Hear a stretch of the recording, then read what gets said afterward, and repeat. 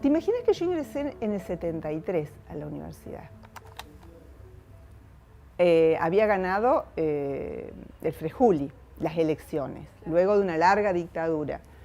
Se acababa de nacionalizar la Universidad del Comahue en el 72.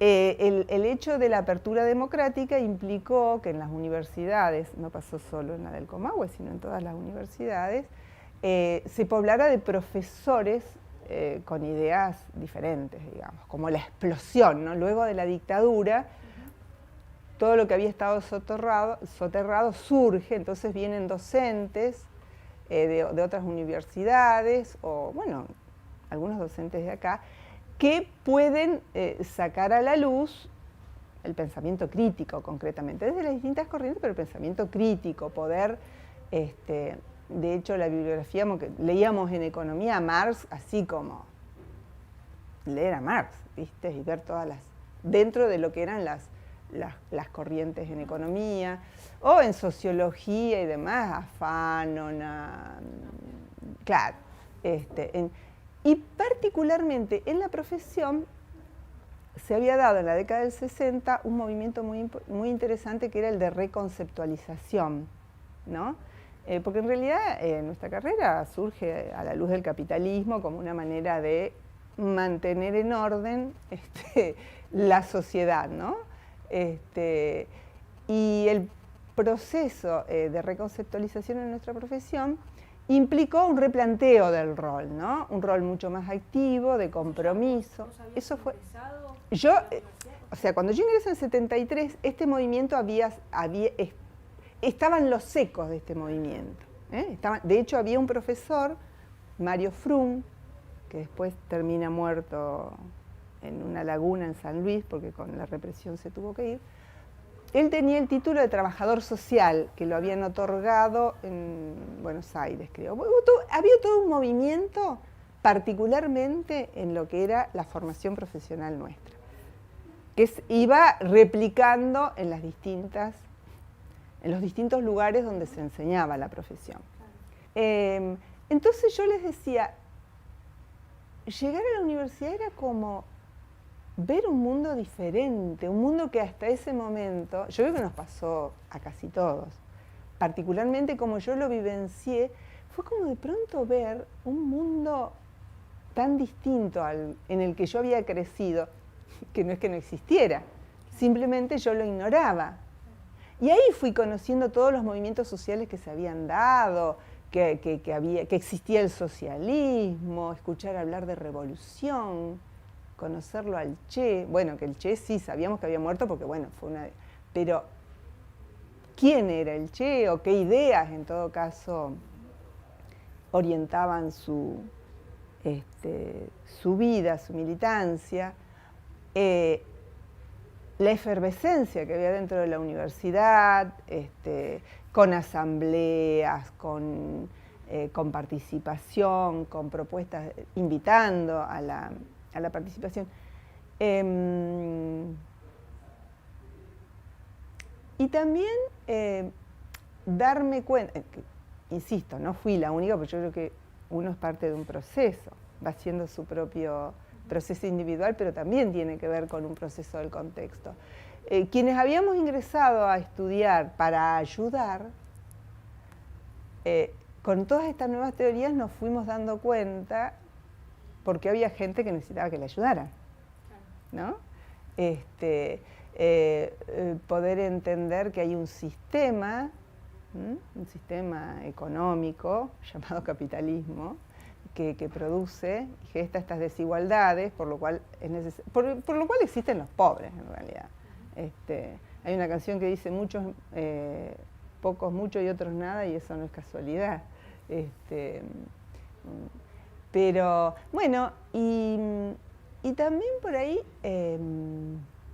darme cuenta o darnos cuenta que si es necesario ayudar, en todo caso, no basta con ser trabajadora o trabajador social, sino que, digamos, requiere de algo más digamos, ¿no? Requiere de organización, requiere de, sí, básicamente de organización y de generar acciones que puedan, en realidad, más que ayudar al que no puede, generar los cambios, digamos, y el que no puede también se sume a esto.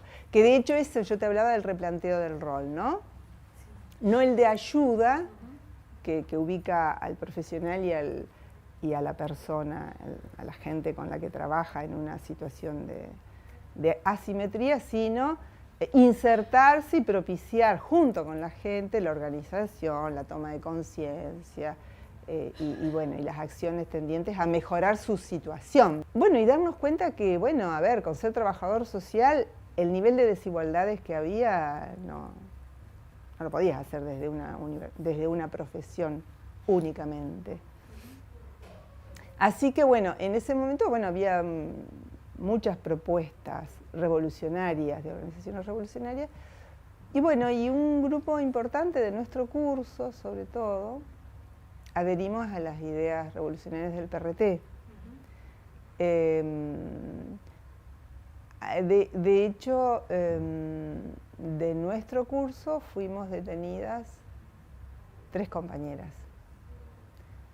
Tito, como yo te dije, ya no estaba porque él había optado por sumarse a el PRT tenía como una propuesta a la lucha armada con un ejército revolucionario, que era el ERP, y él se fue a luchar a los montes tucumanos y no volvió, se murió allá. Eso había sido en el 75. Así que ahí quedamos 6, y de los 6, a 3 nos detuvieron, también detuvieron a una profesora, Susana. Ya a esa altura había un montón de profesores que habían emigrado, porque se había dado el proceso ya en el 75, toda esa efervescencia democrática y de lucha, y había mermado, o en todo caso estaba siendo contrarrestada por lo que se perfilaba en ese momento como que se venía la represión nuevamente. De hecho, ya empezaron a actuar las 3A, se intervinieron las universidades, Remustetu, que primero estuvo en la intervención de Bahía Blanca, vino a Neuquén, ya en el 75, ya algunos profesores renunciaron, otros por miedo se fueron, o sea que ya la situación había cambiado notablemente. Hasta donde yo sé, porque la forma de militancia del PRT era clandestino. Esto implicaba que había cosas, uno sabía lo necesario que tenías que saber de acuerdo al ámbito de militancia. Todo lo otro, no. De hecho, yo conocí un montón de compañeros vinculados al partido que estaban en Cutralcó, que yo no tenía ni idea que también en Cutralcó había, hasta allá se extendiera la organización, digamos, del PRT. Mira, la mayoría de mujeres, no sé cuál fue la cuestión histórica que hizo que el PRT se difundiera, digamos, en el ámbito de la Escuela de Servicio Social, que coincidentemente éramos mujeres. Hasta donde yo sé es que, por ejemplo, en el ejército, que también había compañeras, pero en su mayoría eran varones, por ejemplo. Que esto lo sabemos después, ¿no? Igual mi militancia fue breve, si querés. Me parece en mi vida, ¿no? Mucha significación de todo lo que viví, pero fue muy breve. Yo ingresé en marzo del 73 a la universidad, y en marzo del 76 fue el golpe. Claro.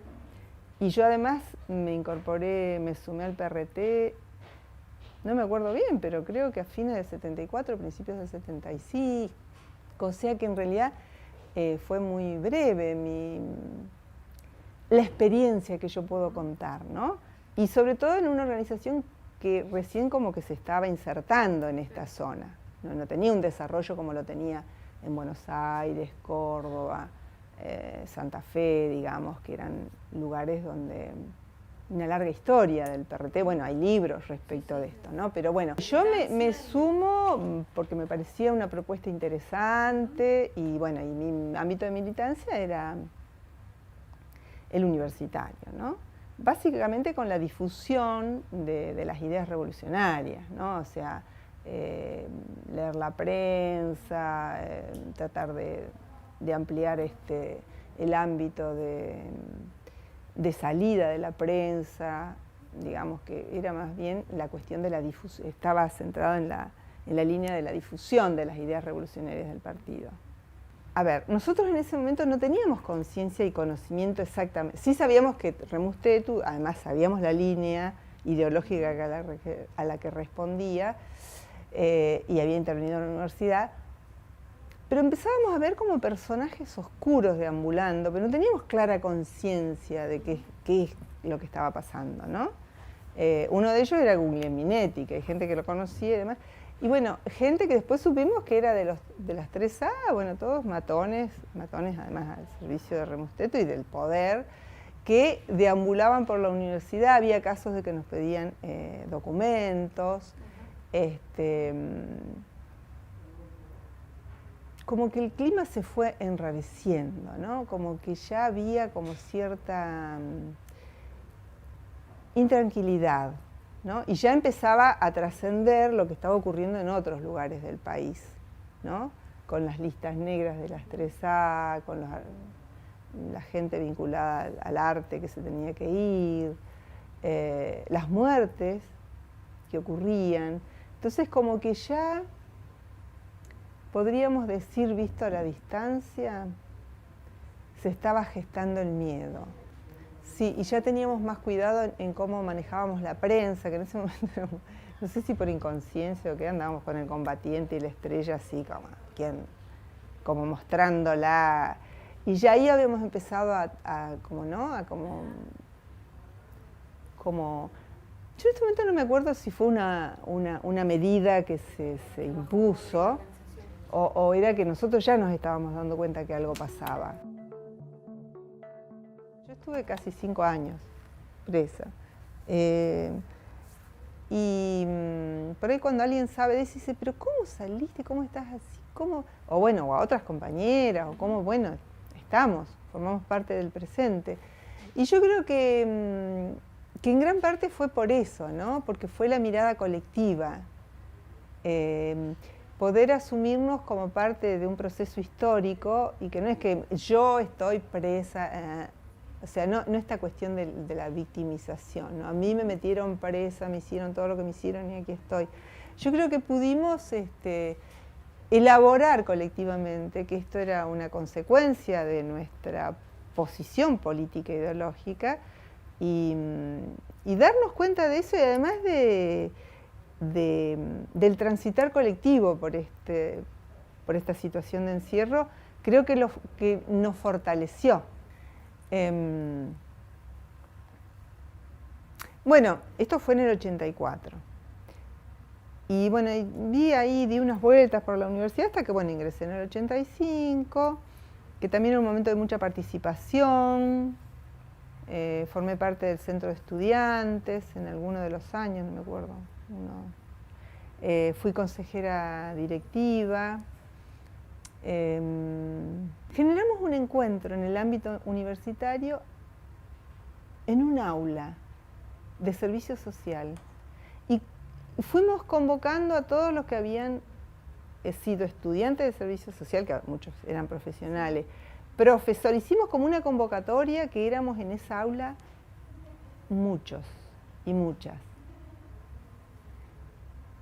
Y ocurrió algo muy, muy asombroso. Hubo abrazos, llantos y sobre todo hubo palabras. Hubo colegas en ese momento que lloraban, todos estaban muy emocionados, decían, yo es la primera vez que puedo hablar y decir lo que viví.